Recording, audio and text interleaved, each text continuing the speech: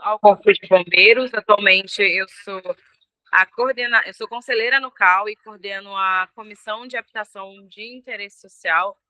Dentre as outras funções que eu tenho dentro do CAL, eu mesclo entre estar na arquitetura social e principalmente na ética.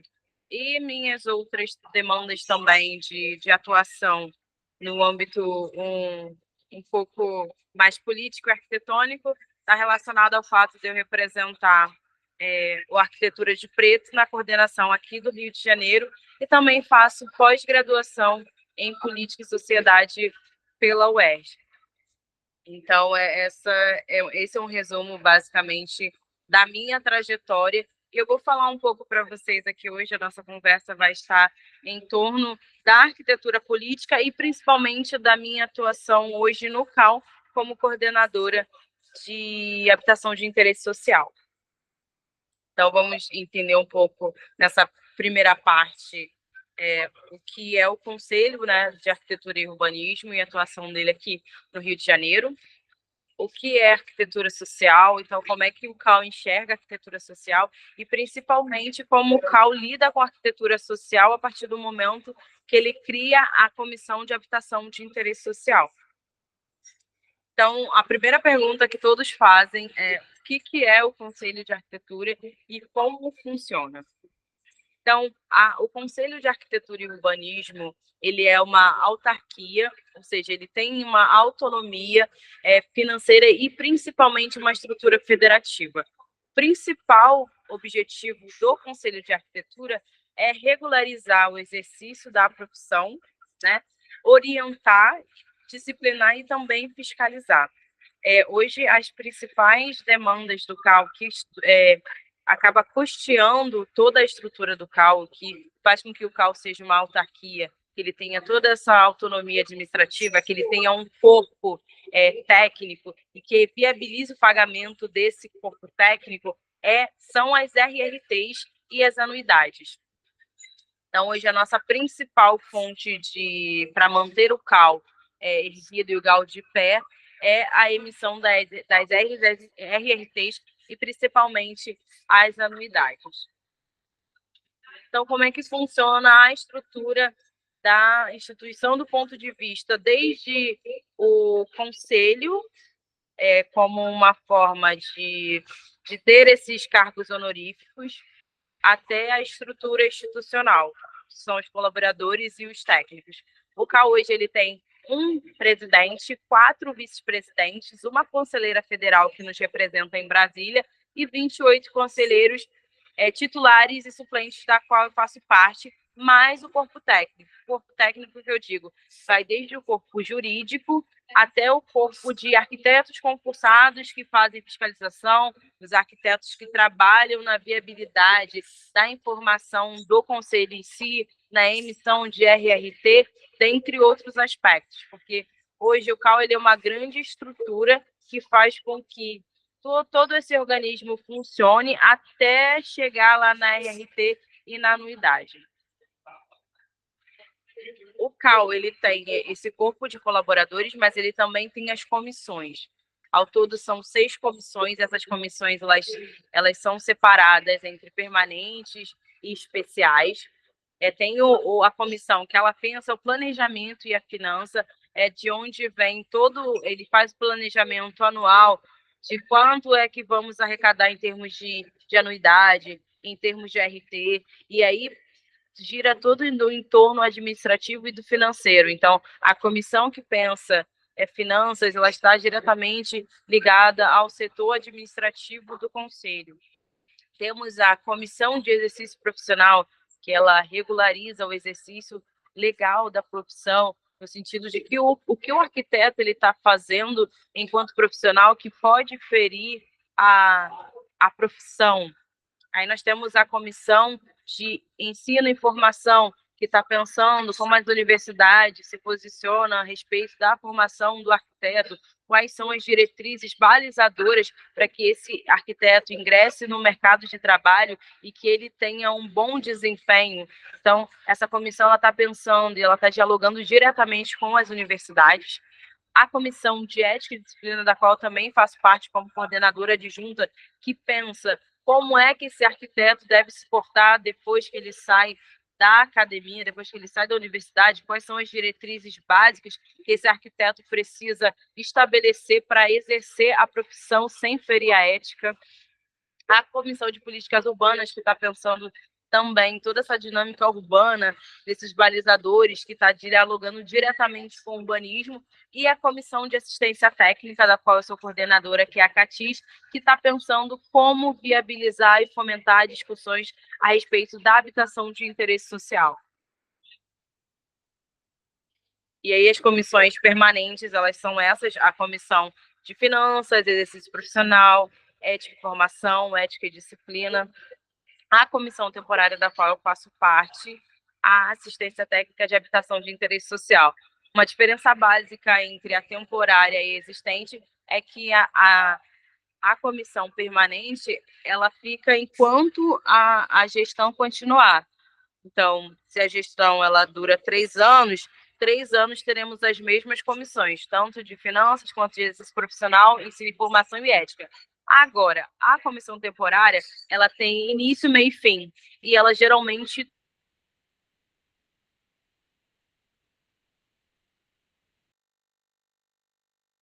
tem um trabalho, o que é completamente diferente, são completamente diferente das demais que são permanentes. E tem também a especial de política urbana, que ela também tem início, meio e fim. E aí vamos entrar agora um pouco na arquitetura social. O que é arquitetura social? Como é que funciona? No Brasil, nós temos um déficit habitacional gigantesco.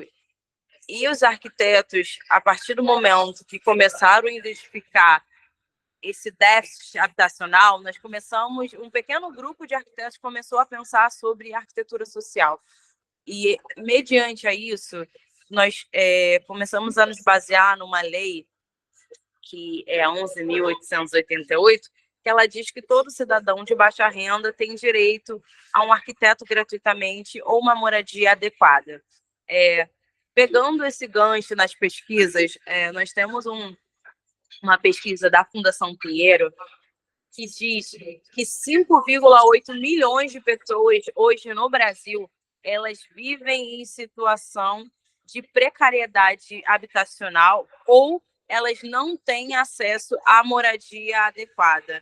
Então, com base nisso, nós, enquanto um grupo de arquitetos dentro do CAL, começamos a pensar quais eram as diretrizes básicas e como é que nós levaríamos o enfrentamento desse tema que é tão caro para a arquitetura, que é o direito à moradia digna e, principalmente, o direito à cidade.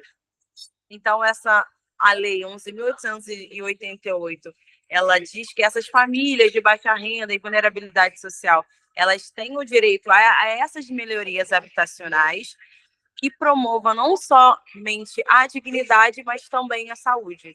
Então, os arquitetos começaram a se debruçar mais sobre esse tema, e aí que surge o tema arquitetura social, e aí começamos a fomentar pequenas discussões em grupos, até que o CAL ele decide, a partir da Lei 11.888, criar a Comissão de Habitação de Assistência Técnica de Interesse Social. Então, essa lei, e aí temos uma prerrogativa que é extremamente interessante, que está sempre nos nossos debates. Existe essa lei 11.888 de 2008, mas quem garante essa prática? E na aplicabilidade, essa lei, ela acontece? Não. Essa lei, ela está no âmbito federal, e aí nós temos uma dificuldade tremenda de conseguir fazer recortes específicos para a aplicabilidade dessa lei.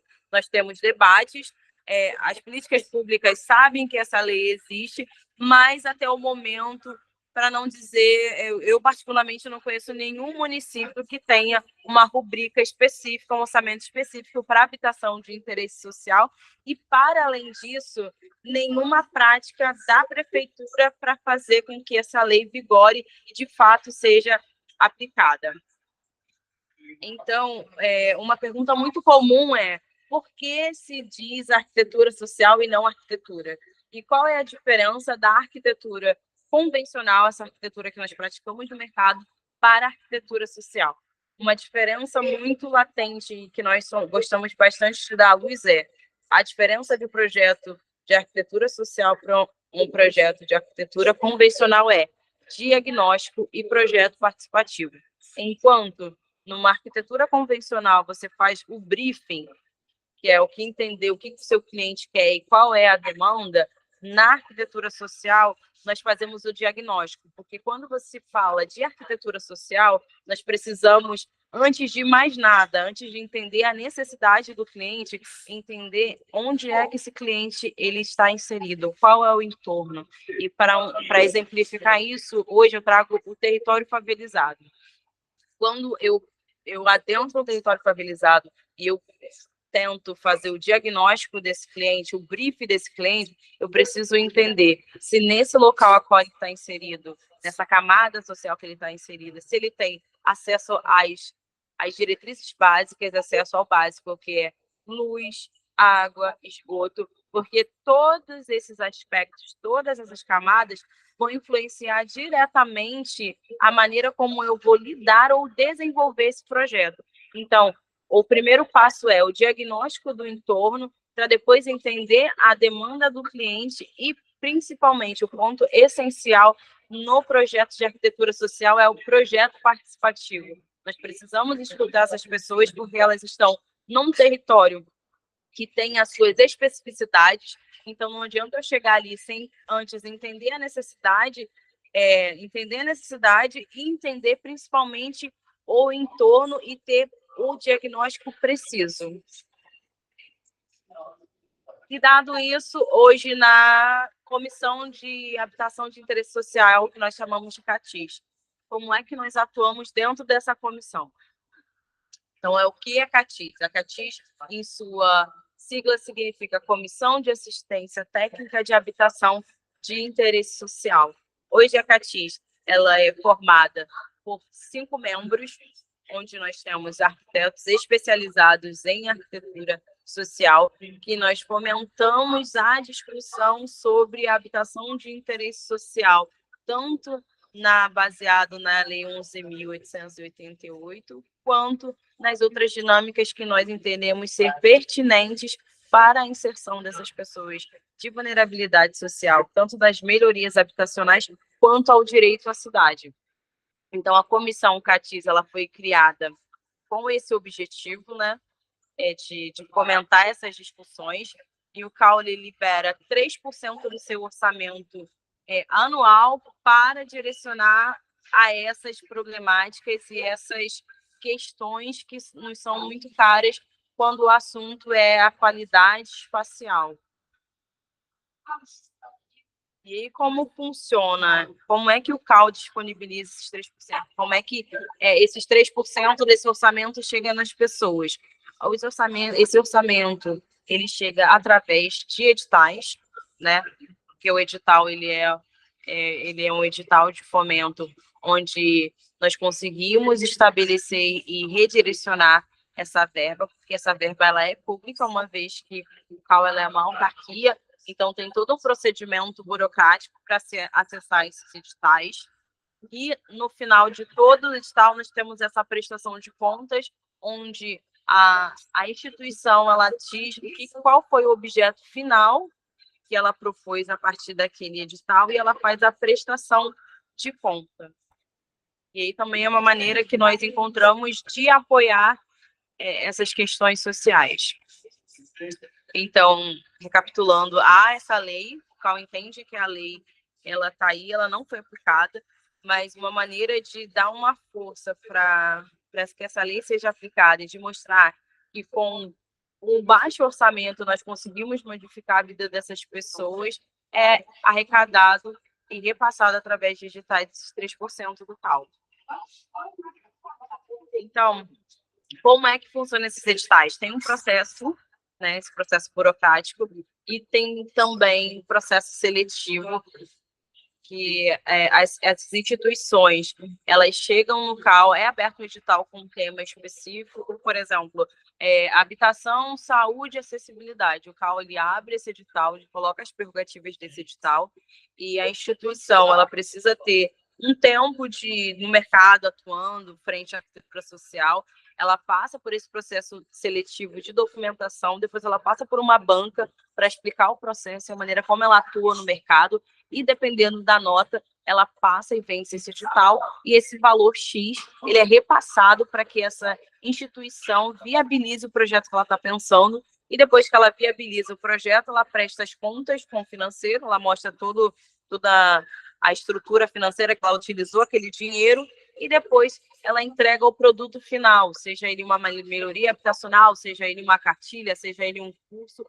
qualquer produto, não é qualquer produto, mas o produto que esteja linkado e vinculado com o tema do edital especificamente.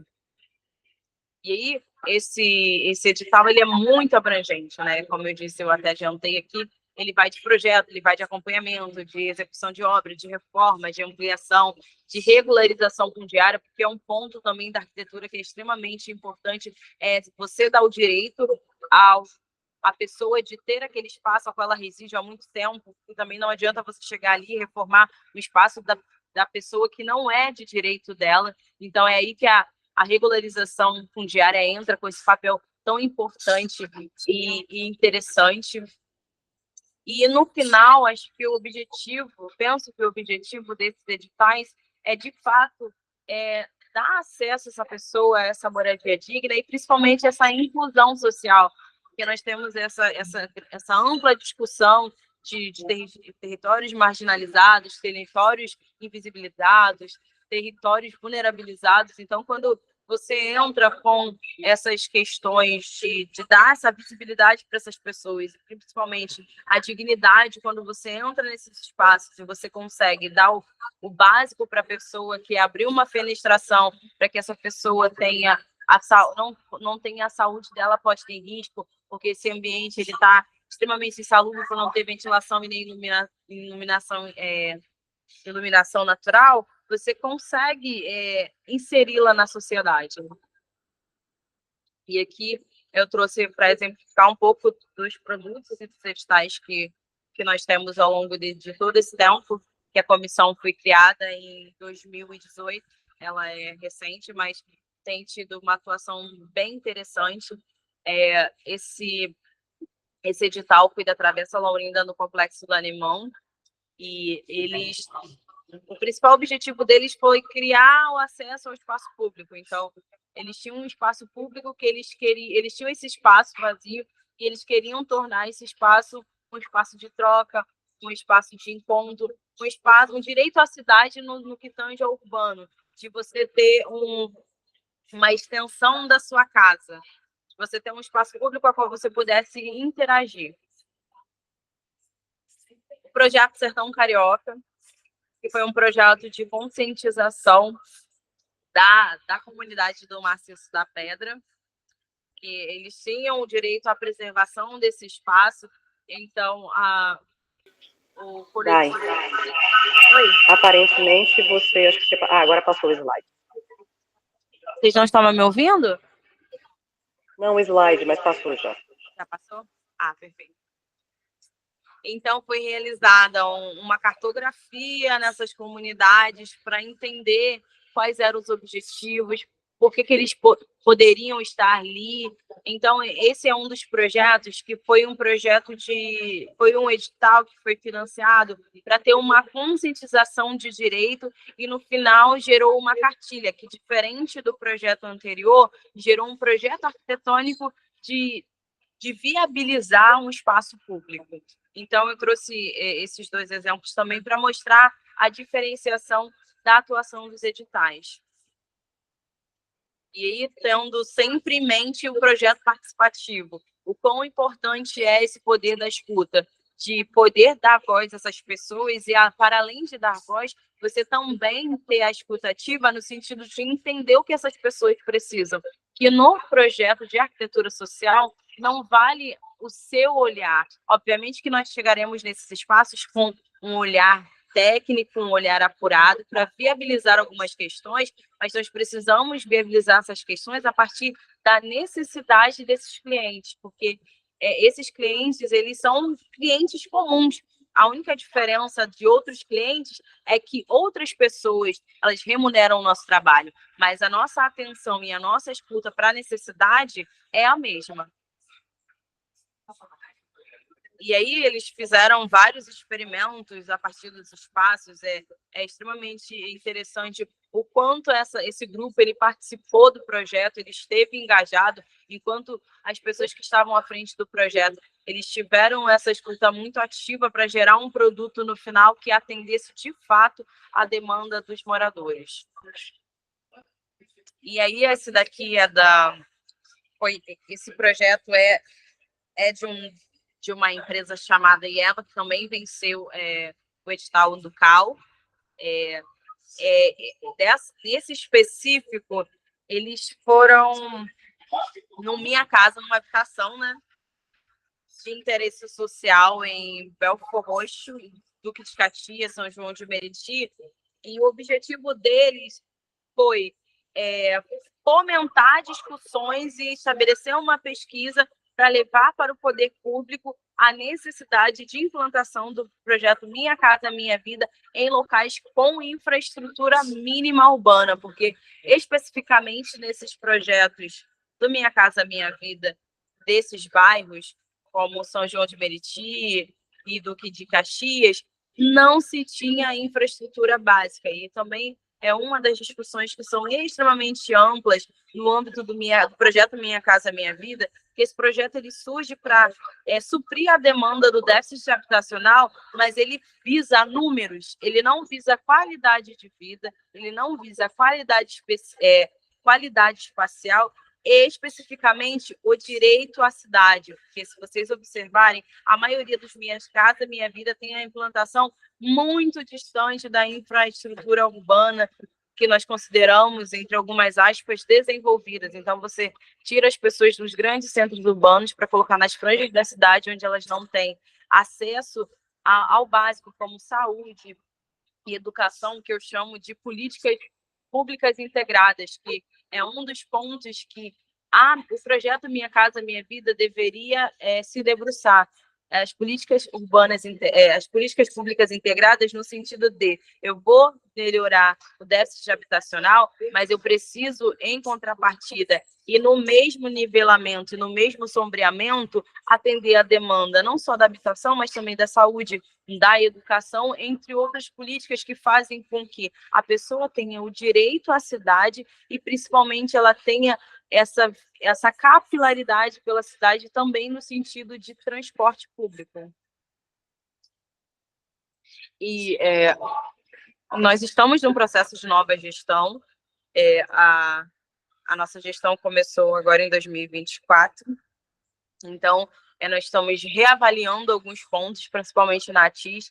Na realidade, nós estamos o meu objetivo hoje dentro da CATIS é ampliar a escala de atuação da comissão, porque eu entendo que os editais, hoje, eles são uma escala micro.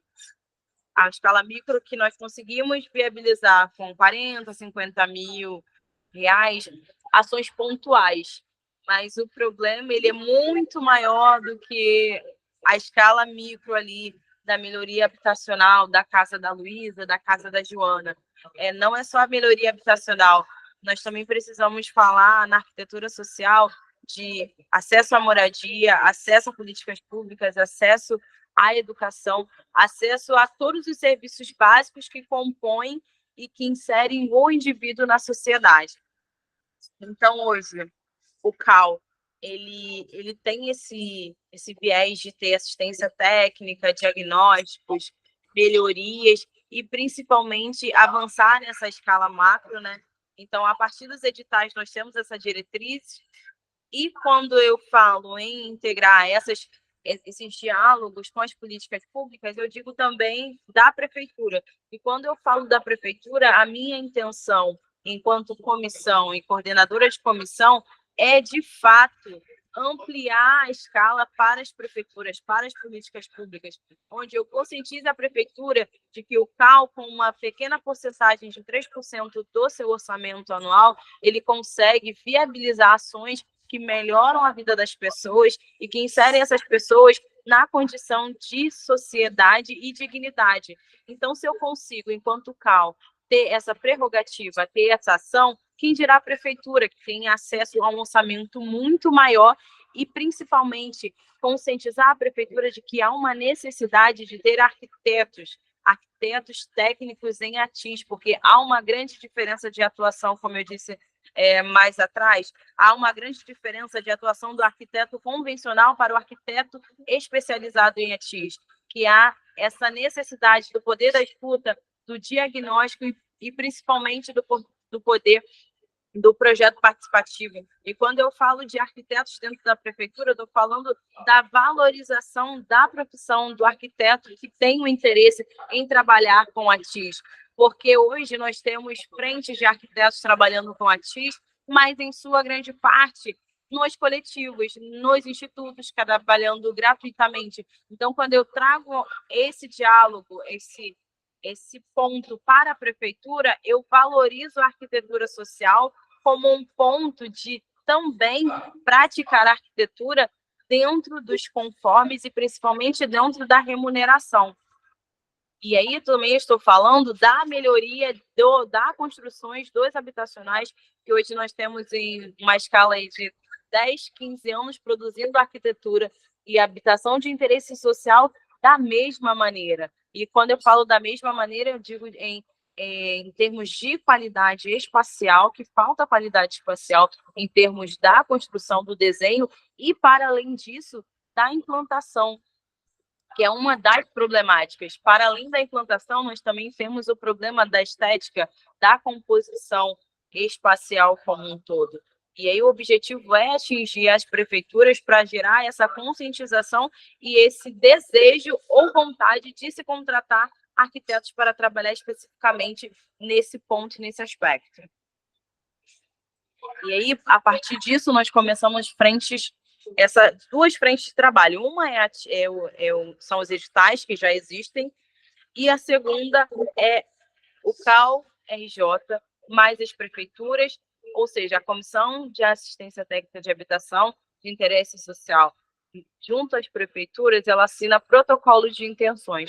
E o que é um protocolo de intenção? Protocolo de intenção é um documento que conscientiza as prefeituras de ações que vão contribuir para o bem da sociedade. Mais especificamente, para a TIS, nós vamos começar a discutir as políticas habitacionais no que tange o projeto Minha Casa Minha Vida, dessa necessidade de ter arquitetos específicos que trabalhem nesse setor e, para além disso, arquitetos que escutem a sociedade, os moradores, e que desenvolvam um projeto participativo para que aquela demanda ela seja de fato suprida e não chegar lá como um projeto pronto que você, enquanto morador, é obrigado a aceitar porque você está recebendo. Não, precisa ter esse diálogo para que a prefeitura consiga dispor e disponibilizar profissionais que sejam capazes de escutar a necessidade do cliente. E com isso, nós conseguimos atingir as políticas públicas de habitação numa escala macro. E isso é extremamente interessante porque nós trabalhamos aqui com os institutos na escala micro e unimos também a escala macro trabalhando com a prefeitura. E, como eu costumo dizer, juntos nós somos mais fortes nessa construção de diálogo, né, enquanto fomentadores dessa discussão ampla da habitação de interesse social, e que é de extrema importância que não ficamos somente na discussão, mas que também avançamos nessa agenda da habitação para aplicabilidade. Obrigada, agradeço a todos pela atenção. Esse é o meu contato e desde já deixo o convite para um café no CAL para nós discutirmos com quem tiver interesse, para saber mais sobre habitação de interesse social ou até mesmo sobre o CAL de uma maneira mais ampla, como Conselho de Arquitetura. Dai, muito obrigada. Eu vou abrir para as pessoas fazerem perguntas. Eu acho que a Júlia Werneck levantou a mão. Vamos fazer rapidinho umas perguntas. O que você acha? Peraí, deixa eu voltar. Peraí, que agora eu que enrolei aqui, também volta aqui. Peraí, pronto. Isso. Você pode responder a pergunta da Júlia?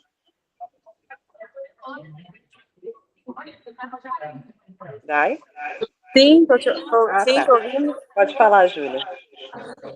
Oi, Dai, tudo bem? Muito prazer, eu sou a Júlia, eu sou do 8º período de Arquitetura e Urbanismo aqui da Unifeso, sou da aula, a Winnie é minha professora de Urbanismo 2, e eu estou muito encantada com a palestra, muito, assim, na verdade, foi uma luz para mim, porque é a área que eu quero seguir, sabe?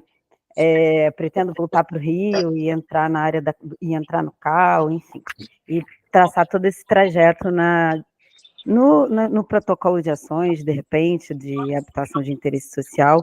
A gente fez aqui também uma pesquisa que é sobre a área de risco aqui, e a gente falou muito, pesquisou muito sobre as habitações de interesse social aqui em Teresópolis, né, que tem toda essa questão urbana com as áreas de risco, né, que precisam ser criadas e efetivadas para que essas pessoas saiam desses lugares, né, da área de risco que, infelizmente, não tem como dialogar sobre isso.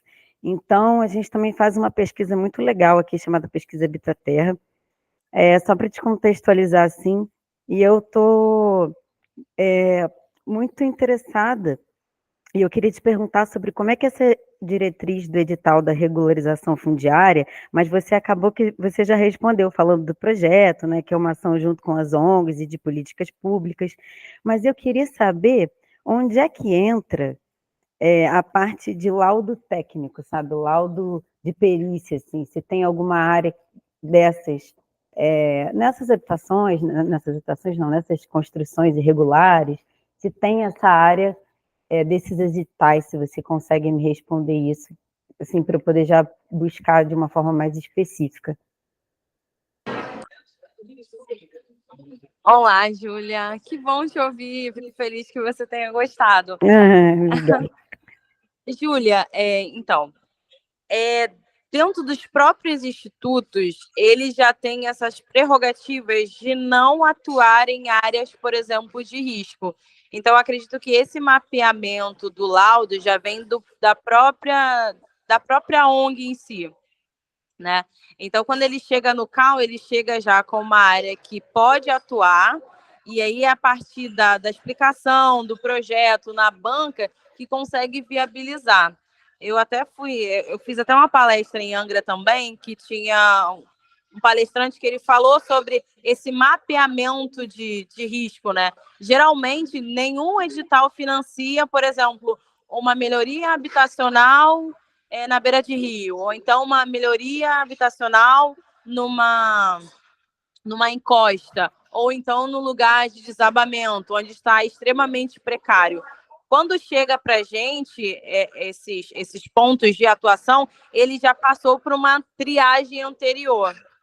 Então, eu não consigo te responder se tem um laudo de perícia especificamente da instituição que chega no CAU. Mas eu acredito que sim, porque quando eles chegam para a gente, para o repasse do edital, já está tudo muito amarrado.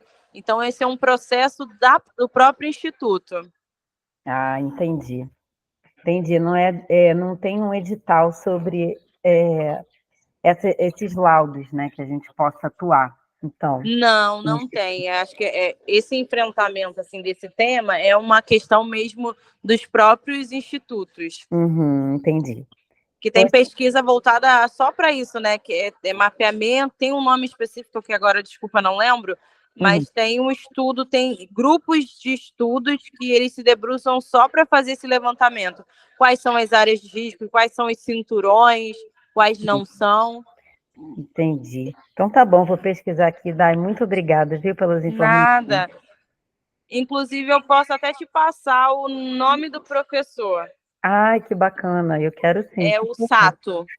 Sato. Eu passo para a Oine e ela te caminha. Ah, então tá bom. Ele faz gestão de risco, se eu não me engano o nome. Tá, tudo bem, já está anotado. Eu estou com uma dúvida, mas acho que é muito rápida. Você saberia explicar rapidamente para a gente o que é a Minha Casa Minha Vida Entidades? O Minha Casa Minha Vida Entidades é o do cunho social, não é? Isso. O Minha Casa Minha Vida, ele tem... porque as políticas públicas, elas, ao mesmo tempo que elas não estão integradas, elas estão integradas. Elas estão integradas no sentido de conversar entre si em termos de informação, porém elas não atuam juntas. Hoje tem, acho que um programa que é de conhecimento de todos é o Bolsa Família. Então, basicamente, toda pessoa que está cadastrada no CRAS, né, que é um sistema que eles têm para você ter acesso a todos os programas sociais, ele tem acesso às suas informações para saber se você tem direito ou não. O que me parece o Minha Casa Minha Vida, que é o que a gente chama de habitação de interesse social, que é lá o apartamento que você ganha, que você é sorteado, que você está na fila de espera, é basicamente isso. Por exemplo, você estava numa área de risco, e aí a Defesa Civil interditou esse espaço e você vai precisar sair dali. Você recebe por um tempo o aluguel social. Aí você tem lá o Minha Casa Minha Vida de habitação de interesse social. Essas famílias que estavam nessa área de risco, elas são remanejadas para esse habitacional. E aí temos diversos enfrentamentos a respeito disso. Uma é que as tarifas desses locais, eles são extremamente, são todos no cunho social, ou seja, você paga tarifa social para qualquer coisa no sentido de condomínio, luz, água, etc, etc. Só que, quando você tira essas pessoas, às vezes, desses locais, essas pessoas não pagavam tarifa nenhuma. Ou seja, a tarifa social ela é uma tarifa simbólica, ela tem, obviamente, um preço um valor muito mais reduzido, porém você não pagava nada. Por exemplo, fui visitar nosso primeiro protocolo de intenções foi com a Prefeitura de Duque de Caxias. Ao assinar esse protocolo com a Prefeitura de Duque de Caxias, eu fui conhecer o primeiro projeto deles, Minha Casa Minha Vida Entidades, onde eles pegaram as pessoas que moravam na beira de um rio e remanejaram essas pessoas para esse condomínio que tem diversos apartamentos. Uma das problemáticas que estavam reclamando era ele supriu essa necessidade de infraestrutura básica, tinha escola perto, hospital e tudo mais, mas hoje eles têm um enfrentamento que é a tarifa do espaço. Ou seja, como é que as pessoas mantêm esse espaço se antes elas não tinham essa necessidade de custear o espaço? Por exemplo, quando eu fui lá com o arquiteto, veio uma moradora e reclamou que a luz estava vindo R$ 1.000. Aí essa era uma problemática. Ou seja, ele alegou que tinha feito lá o acompanhamento, que estava tudo na tarifa social, mas não estava. E aí tiveram também relatos de pessoas que venderam apartamento assim que ganharam apartamento porque não tinham condição de custear o apartamento. Então, são essas problemáticas do Minha Casa Minha Vida Entidade, mas eu acho que a sua pergunta foi como é que essas pessoas têm acesso a essa habitação, não é isso?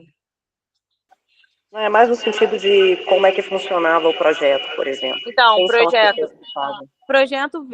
O projeto ele é viabilizado pela Caixa Econômica em parceria, Caixa Econômica com a prefeitura, e aí você tem a Caixa Econômica viabiliza, mas você, por exemplo, tem para ser Minha Casa Minha Vida Entidade tem que ter X metros quadrados. Se não me engano, são 38 ou 42. Passou disso, não é mais Minha Casa Minha Vida. Teve até uma discussão sobre ter ou não ter varandas. E agora também tem uma discussão do Lula de aumentar o espaço e tudo mais, para o cara ter o direito à varanda, depois da discussão, que nós passamos pelo processo de pandemia. Mas, basicamente, a diretriz é a viabilidade pela Caixa. Para você ter direito ao Minha Casa Minha Vida Entidade, você precisa estar em território vulnerabilizado. E a outra prerrogativa, acho que o desenho ele é um padrão, né? A Caixa viabiliza, você tem a metragem quadrada, para ter acesso você precisa ser morador de área periférica ou vulnerável. Eu acredito que seja isso. Eu falei muito e não sei se respondi a sua pergunta. Não, respondeu sim. Dai, muito obrigada pelo seu tempo e agradecemos demais aqui. Temos alunos presenciais e também online assistindo. Eu gravei, né? Esqueci de pedir autorização, mas eu gravei. Mulher. Depois você me fala se pode ou não, mas é só para o uso dos alunos aqui. Tá, ok.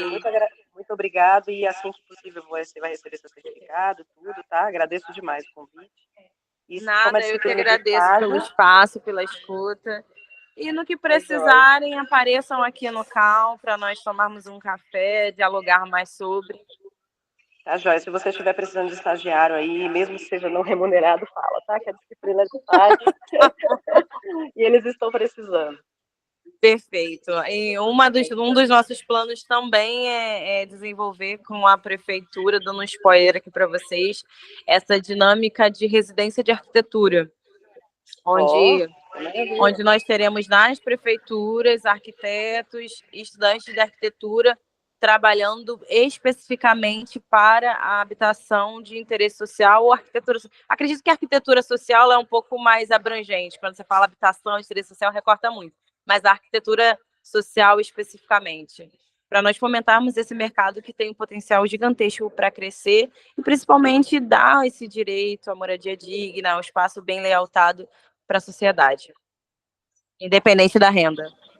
Tá joia, obrigada, Daí, que maravilha, você deu uma ótima notícia para a gente aqui. Tá joia, venha para Teresópolis também. Obrigada, pessoal. Boa noite. Querida. Boa noite.